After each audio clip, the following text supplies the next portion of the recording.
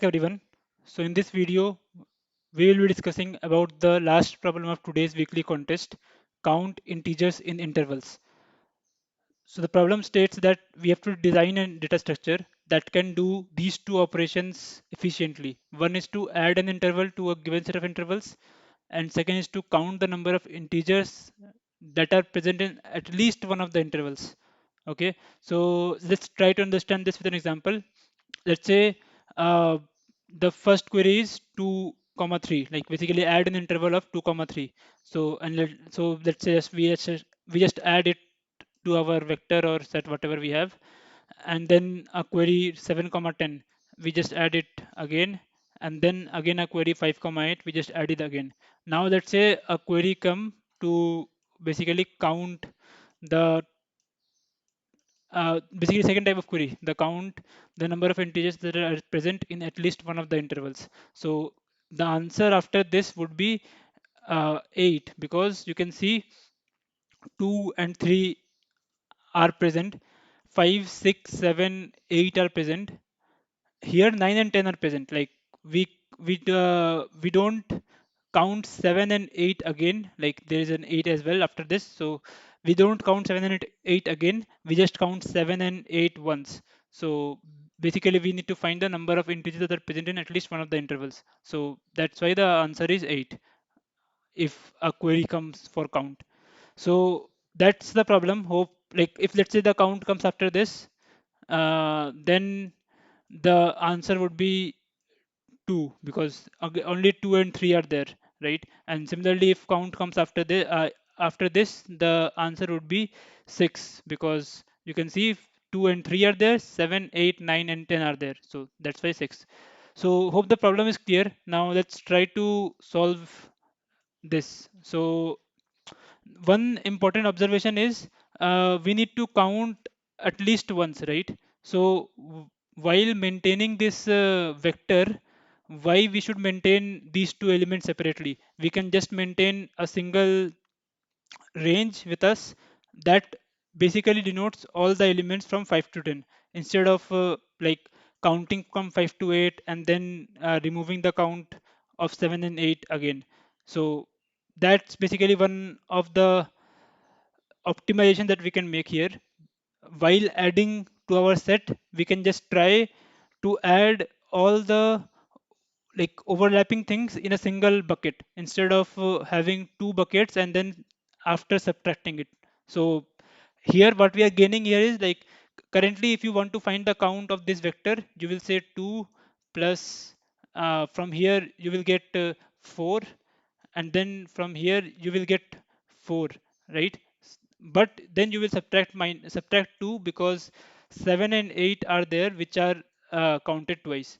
So why would you want to manage, like, take the burden of subtracting this 2 afterwards? Yeah, you can just maintain overlapping range, and here you can just do 2 plus 6, because you know that all the ranges are non-overlapping. So hope this point is clear. So what we are doing is, we are just, like, when we are given a range to add, we are not adding it straightforward.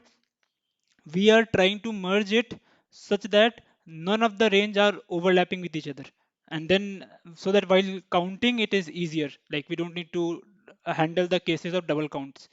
So let's try to follow this in a larger example. Let's say this is the case, and after each we have to report the count. Like after each, let's say after each add, we have to report the count which is there. Okay, so this like this is the answer. Now let's try to do this ourselves. So first 2 comma 3 request comes, so 2 comma 3 will add directly, and the count is 2. Now 7 comma 10 come, we add 7 comma 10 directly, because none of its are overlapping, and we add 4 to 2 and count becomes 6. Now 5 comma 8 comes, so we see that 5 comma 8 is overlapping with 7 comma 10, right? So what we do, we merge these two. While merging these two, we can just subtract this 4, because we are removing 7 comma 10, right? So we subtract 4 from here, and then we add 6 back, because uh, we added 5 comma 10. So that's where the count becomes 8. Now again 11 comma 13 comes, we can just add 11 comma 13 here because that is non-overlapping and count increases by 3. 18 comma 18 comes, 18 comma 18 is again non-overlapping, we just add it here and count increases by 1. 14 comma 17 comes, 14 comma 17 will come here, so we just add it here and count increase by 3. 14, 15, 16, 17, so basically it will be increased by 4. So and similarly for this it will be 18, and for this it will be 18, sorry for that. Yeah, so now again 16 comma 20 come. Now 16 comma 20 is basically overlapping with these two ranges, right? So what we will do, we will just subtract these two ranges, like delete these two ranges and add a new range 14 comma 20. So when subtracting, we are subtracting 4 for this 14, 15, 16, 17 and 1 for this. So basically we are subtracting 5, we are subtracting 5 here, like 4, sorry 6, yes 5 here, and then we are adding back this 14 to 20, which is 7. So that's where the new count becomes 18. Now again 13 comma 14 comes, so we can see 13 comma 14 is this entire part, like 13 and 14 are overlapping with these two ranges, so we just merge everything whatever was overlapping into a single range, and again we subtract two ranges, so 11 comma 13 we subtract. So uh, this 11, 12, 13, 3 subtracted, 14 comma 20 we subtract. So from 14 till 20 there are 7 ranges, so let's subtract 7 as well, and we added 11 to 20, so from 11 to 20 there are 10 ranges, right? So that's what the total count is. Basically it will not change, we subtracted 10 and added 10, so count remains 18. So hope this entire problem, like we just need to simulate this process, and if we are able to simulate this process efficiently, we are done. So what we are doing basically is we are doing this thing, so we are finding the place where to insert this left comma right. So for example we get 14 comma 17, right? So we decided to insert it here because we want to keep this sorted so that we can find the place where we want to insert efficiently. So that's the first piece that we are doing. Second, we are just iterating until there is an overlapping ranges. So we saw that there are overlapping ranges, and these overlapping ranges will be continuous because we are keeping our ranges sorted, right? So that that's the second piece. Third is we are removing all the iterated overlapping ranges. So by when removing, we are also subtracting their count, and then we are inserting a new range. And while inserting, we are also adding back the count of the new range. So hope this entire process is clear. So what, like just to reiterate, what we are doing, we are first finding, like we are keeping our set sorted, the range set sorted, because we want to find the place where we want to insert the new range, and also we want to find all the overlapping ranges. So because of these two condition, we are trying to keep our set sorted. So with our set sorted, we can do the first piece by applying a binary search, and for the second piece, uh, because our range is sorted, so the all the overlapping ranges will be a continuous set. So for example, here we saw that there are two ranges which are continuous. It can't happen that one range is this and one range is this. Like while removing, we have to remove this one and this one. It can't happen because all the ranges are sorted, and what we want to insert is also a continuous range. So basically, let's say you have a range like this, okay, and you have a range like this. Now you want to insert a range which spans from this to this. So basically, you will take this one and this one, like basically remove these two and add this entire range, right? So it can't happen that there is a range somewhere here which will be removed, and then this will be removed, and then this will be removed to add this range. Whatever you have to remove will be a continuous set. There can't be something which is removed. Like let's take a proper example. Let's say these are the four ranges that you have, okay, and now you want to add a new range which spans over this. So it can't happen that you have to remove this range and this range and this range, like without removing this range, because whatever you are adding is a continuous range, right? So if you have to, let's say, add this entire thing, you will be removing this and this and this and this, right? You will never you will never skip something and remove the next piece. Like if you are removing this and if you are removing this, this has to be removed, because whatever you are removing will comes under a single range, and whatever you are adding is also a single range. So hope this point is clear. So what we are doing is we are finding a place to insert, and then we are iterating until we have an overlapping range, and this is true because our ranges are sorted. Now we are removing all the iterated overlapping range, and while removal of those ranges we are subtracting the count of them as well, and then we are just inserting the new range that are given to us, and while inserting we are adding back the count of the new range. So now let's try to analyze the time complexity of this approach. If you are still not sure about the approach, I will strongly encourage you to rewind and watch the past 5 minutes of the video.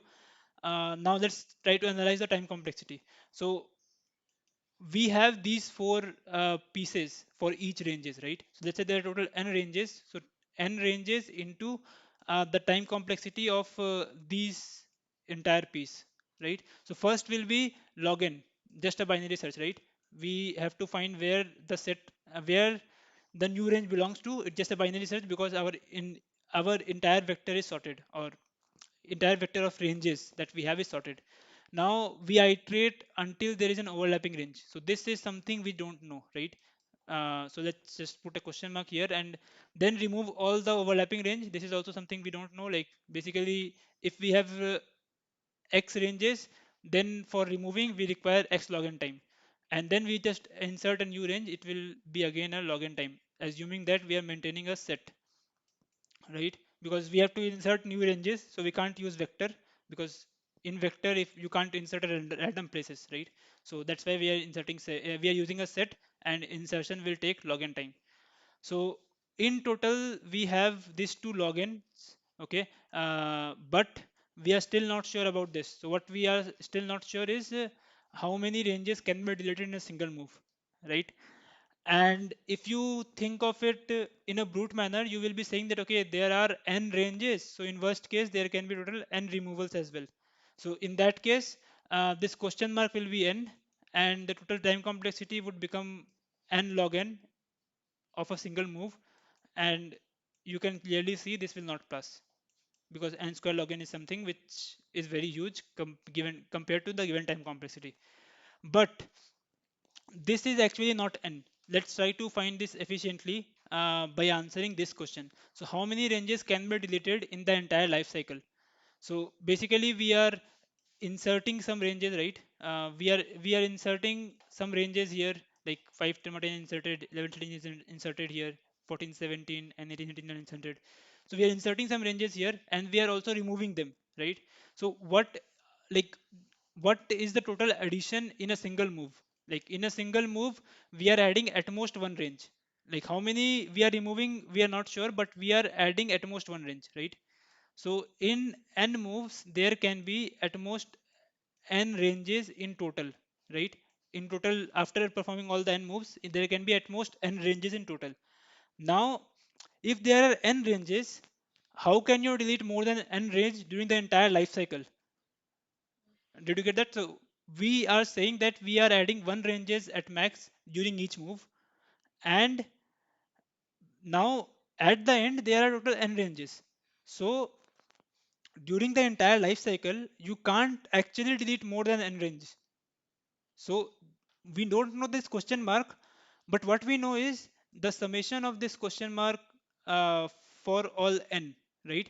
This will be n, because in one move we are adding one range. So in total, at like if we don't remove anything, we will be having n ranges. So we can remove at max n range, nothing else. So we don't know this question mark, but we know the summation of this is n. So total we are like let's not include question mark calculation here. Like this will be just login, the first and the fourth step. Now for the second and third step, we are saying that at max n removals will be there during the entire life cycle of this operation. So each removal takes log n time. So at max n log n will be the time for the removal. So the total time complexity is n log n. So we haven't done anything extra. We just analyzed the time complexity a little bit better. So previously looking at it, how many can be deleted in a single move, it is looking like we have to delete n ranges. But now when we just slightly remove, like twist the question that how many can be deleted in the entire life cycle, we can see that at max n can be deleted. So this kind of uh, evaluation, like this kind of optimizations while calculations of time complexity is something that you should be aware of, because a lot of questions comes around these lines, and you are expected, like if you don't have this understanding of how to calculate the time complexity, uh, the actual time complexity, it will be harder for you. So this entire process is called amortized time complexity. If you don't know the word, you can Google it. Hope now you get the actual time complexity of the solution. So just to reiterate the entire thing, what we are doing is we are taking a set, and with a set we are maintaining a counter. Now with every new range, we are taking this, like we are just finding where in this set this new range will belong to. For that we are doing a binary search. Now let's say the set is this, or let's say the set is this. Okay, now let's say we need to add 14 comma 17. So we do binary search, we found that 14 comma 17 will belong here. Now once we know that, we will try to find all the overlapping values, and all the overlapping values will be in a single row, like will be continuous because our set is sorted. Once we find all the values which are to be removed, we will remove them and also subtract their contribution to this count, and then we will just add the new range and add back the contribution of that new range. So let's look at the code. The code is very simple. We take a set of ranges and a count as discussed. Now we are finding where exactly this range, the new range left comma right, will belong to. And if it is not at the beginning, then we will just subtract, we will just move one position left, because uh, you can see here 13 comma 14 will, like if you do binary search, it will give you, if it will land you to here. But actually 13 comma 14 can overlap with this range, right? So that's where like this uh, piece is important. Basically if it is not begin, just move back one position, so that you are aware that, like if there is one position before it, and if it is like overlapping, just move one position before. And now we just iterate until we have overlapping sequences. So overlapping sequences are there until this condition is satisfied. So once, like for all the overlapping subsequences, we will find the minimum and the maximum of all these subsequences, and also subtract the contribution of these ranges, because we will be erasing all these ranges, right? And after this is done, we will erase all of them, and we will insert the new range, and we will add back the contribution of the new range. So notice that we are continuously changing the new range value, because based on the iteration. Like when we are while we are moving here, we can see the rightmost is now 20, not 18, or something. So that's what these two things are doing.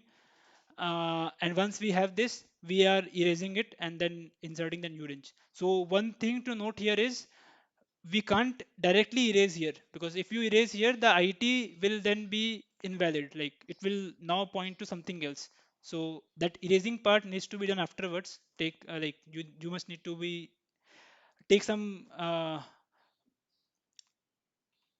you have to be aware of this so that you can implement it correctly. Otherwise, you have to take some caution here. So once this is done, for count, just simply return the count. So hope you get the solution. If you have any doubts in this question, feel free to ask them in the comment section below. And if you want me to record any specific video, you can link them in the comment section below. I will consider recording them. So thank you. If you like the video, give it a thumbs up and do subscribe to the channel if you haven't already.